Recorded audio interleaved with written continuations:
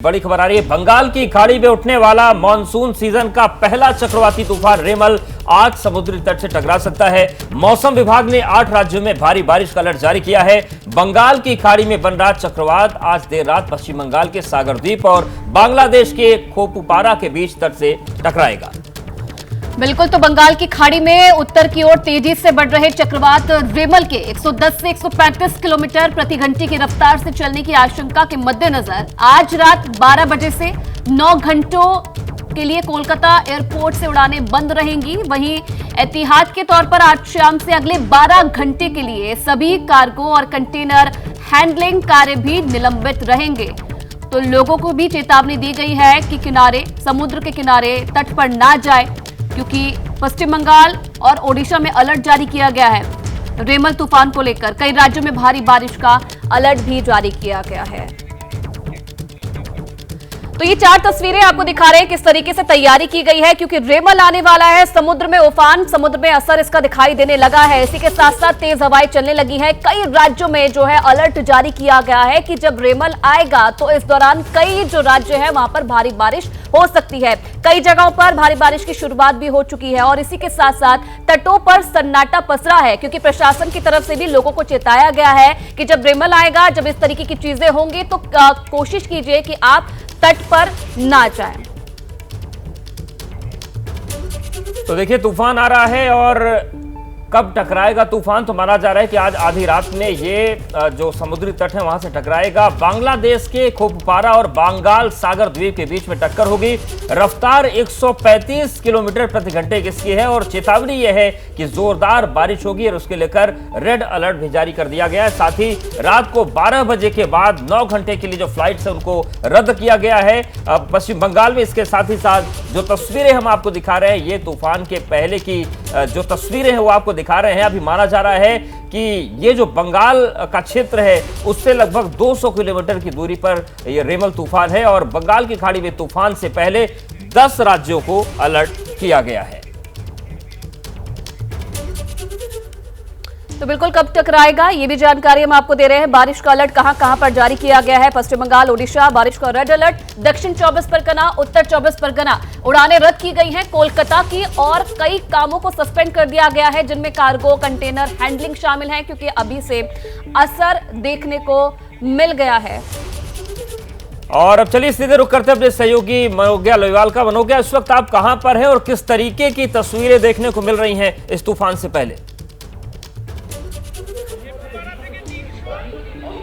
जी, मैं हूँ इस समय दीघा इलाके में। पूर्व मिदनापुर जिले का ये इलाका है जहाँ पर समुद्र के किनारे अभी कम से कम 300 किलोमीटर दूर है ये चक्रवात। चक्रवात की खासियत 2 बातें होती हैं। पहला ये कि उसके आने के पहले तेज हवाएं चलती है, भारी बारिश होती है और नुकसान होने की संभावना होती है, जिसकी वजह से इस तरह से लगातार माइकिंग हो रही है। माइकिंग का मतलब है कि माइक पर लोगों को बताया जा रहा है कि वो इधर समुद्री तट से जितना संभव हो सके दूर रहे। सुबह से ही बारिश हो रही है, कभी तेज हो रही है, कभी धीरे हो रही है, लेकिन लहरें आपको बता देंगी कि किस तरह से सामान्य लहरों की जो ऊंचाई होती है उससे कई ज्यादा गुना ऊंचाई धीरे धीरे बढ़ने लग गई है।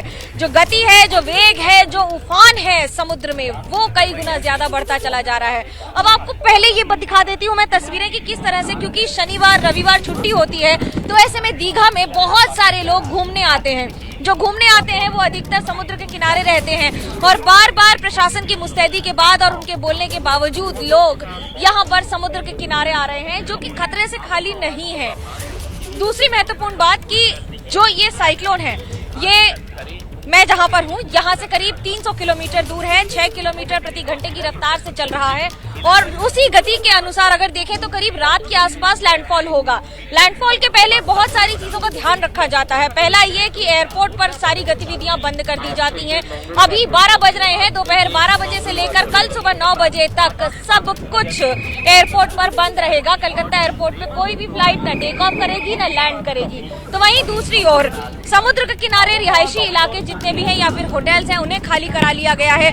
ये बताया जा रहा है कि इन इलाकों से रिलीफ सेंटर तक लोगों को रखा जा रहा है, खासतौर से दक्षिण 24 परगना में, जहां पर इसके लैंडफॉल के करीब होने की संभावना है।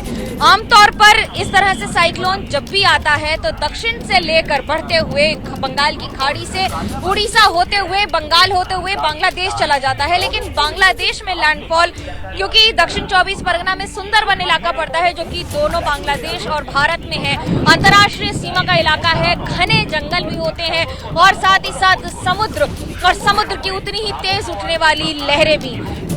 अब जो रास्ते हैं इन इलाकों के, खासतौर से दक्षिण 24 परगना और पूर्व मिदनापुर के, इन इलाकों में चुनाव हो, जैसे मिदनापुर में चुनाव हो चुका है या और दक्षिण 24 परगना में चुनाव अभी होना बाकी है, तो एक और जहां चुनावी रैलियां जारी हैं तो वहीं दूसरी ओर मौसम जो ऐसा पलटा है कि तेज चिलचिलाती धूप से सीधे झमाझम बारिश पर आ गया है। मनोज्ञा, कब तक इसका असर देखने को मिलेगा? क्योंकि अभी से हम देख रहे हैं आपके पीछे की तस्वीरें, तूफान दिखाई दे रहा है, बारिश भी कई जगह पर शुरू हो गई है। क्या कुछ मौसम विभाग का कहना है कि कब तक इस तूफान का असर रहेगा?